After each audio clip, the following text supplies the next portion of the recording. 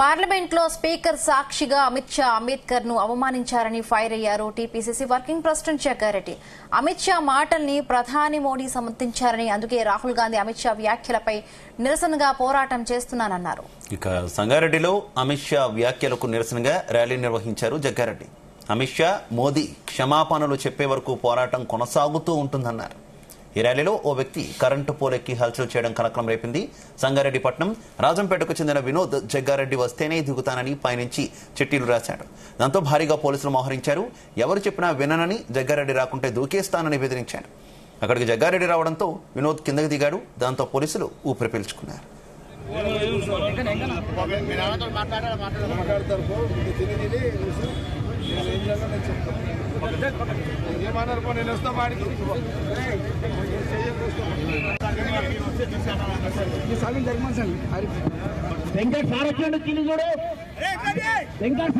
Parliament సాక్షిగా గత 3 రోజుల కిందట 4 రోజుల కిందట పార్లమెంటు సాక్షిగా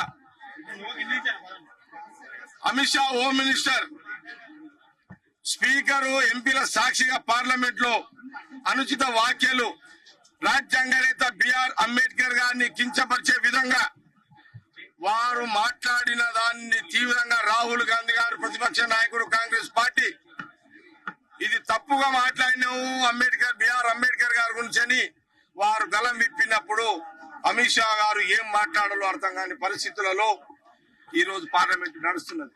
మరి ఇలాంటి యొక్క మహానుభావుడు అంబేద్కర్ గారిని మరి అంటే అంబేద్కర్ రాజ్యాంగం అంటే అదొక కవచం లాంటిది.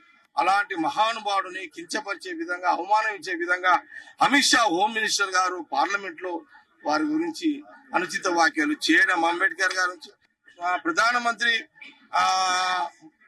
మోడీ గారు కూడా దాన్ని సమర్థించడం, ఒక హోమ్ మినిస్టర్ ను అంబేద్కర్ గారిని అవమానించినప్పుడు ప్రధానమంత్రి మోడీ